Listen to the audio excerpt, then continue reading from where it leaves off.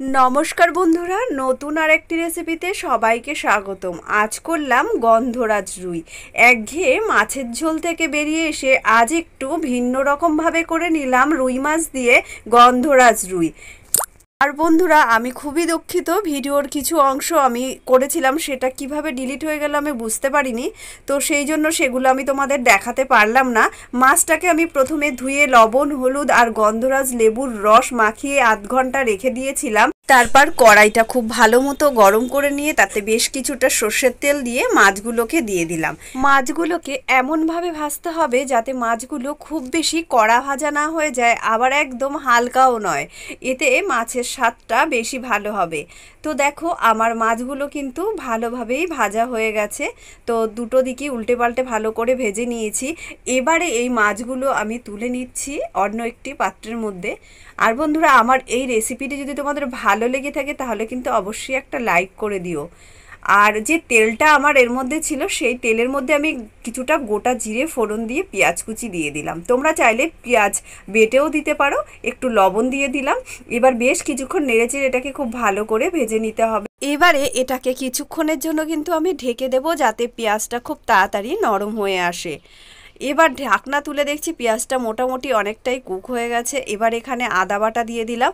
ভালো করে আবার কয়েক মিনিট এইভাবে কন্টিনিউ নেড়ে চেড়ে নিলাম, আর মিডিয়াম আঁচে রাখতে হবে। তারপর দিয়ে দিলাম এখানে কিছুটা কাজু বাটা।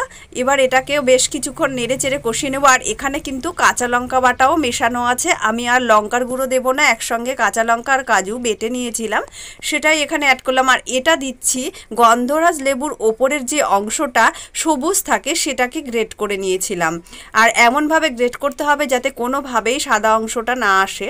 তো ওটা দেওয়ার পর ভালোভাবে একটু 2 থেকে 1 মিনিট একটু নেড়েচেড়ে নিয়েছিলাম। তারপর এখানে জল অ্যাড করে দিলাম। জল অ্যাড করে এখানে ফুটতে দিতে হবে বেশ কিছুক্ষণ। যখন জলটা খুব ভালোভাবে ফুটে উঠবে তখন এর মধ্যে আমি ভেজে রাখা মাছটাকে অ্যাড করব।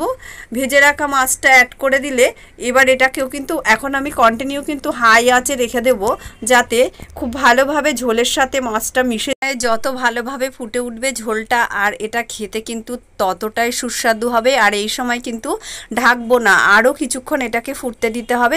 বন্ধুরা, আমার এই চ্যানেলে যদি নতুন হয়ে থাকো তাহলে অবশ্যই চ্যানেলটিকে ফলো করে দিও। ইউটিউব থেকে দেখে থাকলে চ্যানেলটিকে সাবস্ক্রাইব করে দিও। তোমাদের ভালোবাসা পেলে আমার চ্যানেলটি আরও এগিয়ে যাবে।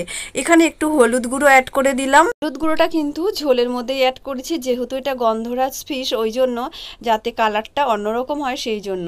এখানে ধনে জিরে ভাজা গুঁড়ো করা ছিল সেই মশলাটা দিয়ে দিলাম। আর অবশেষে এখানে দিয়ে দিলাম লেবুর রস। গন্ধরাজ লেবুর রস আমি এখানে চিপে দিয়ে দিলাম কিছুটা। এতে কিন্তু এর স্বাদ আরও বেড়ে গেল, এত সুস্বাদু হয়েছিল খেতে। আর একটুখানি চিনি কিন্তু এখানে দিতেই হবে, যেহেতু এটা টক ঝাল মিষ্টি একটা রেসিপি, ওই জন্য কিন্তু একটু চিনি দিতেই হবে এখানে। এবারে ঢেকে দিলাম। ঢেকে দেওয়ার পর কয়েক মিনিট ফুটতে আমি নামিয়ে নিয়েছি। কেমন হয়েছে বন্ধুরা?